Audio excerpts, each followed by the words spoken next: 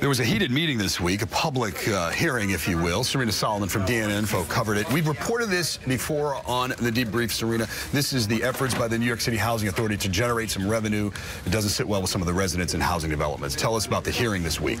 Okay, so there was a public hearing about a couple of hundred residents, very angry, packed this room, chanting, and they were speaking to the the Housing Authority, and resounding no. Resident after resident was saying no, we don't want to have this land lease plan, this plan that is going to have high-rise, 4,000 high-rise apartments, come up out of public housing land. So they're going to give it to private developers here, leases to private developers to develop these kind of, some say luxury housing, but it replaces what in the housing developments? Parking lots, playgrounds, is that right? Yeah, so that's I guess one of the gripes that tenants have is that basketball courts, baseball courts, community facilities are all going to go under this plan, and these are 99-year leases. So this is a permanent, well, almost permanent kind of solution here. The Housing Authority says it's been running at a deficit for a long time. This will help generate millions of dollars in revenue. Yeah. But even some elected officials say that's not the way to go about it. Is that correct?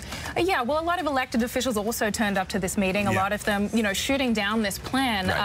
The city actually charges public housing for some services, right? Yeah, $100 million actually for policing.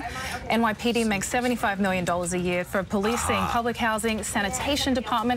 But the residents say that they pay for these services in their tax, so they argue that they're being double taxed. They get taxed like all the other residents in the city. They pay rent like all the other residents in the city, except they're paying double for policing and sanitation. All right, so the residents sounded off. The Housing Authority says it will take into account what they're hearing from the residents, but we wonder if it'll have an impact. I guess that's another. They feel like they're not being heard. They feel like this is, a token. There were meetings in June about this as well, but they feel like, they're saying no, no, no again and again to this. And they're also critical about repairs lagging, correct? Yeah, well, that's what the Public Housing Authority is hoping the money is going to help boost, start clearing through some thousands of backlog in repairs. Okay, well, we're going to keep an eye on that and hope you'll come back and update us, Serena. Thank you. Thank you, David. All right, good.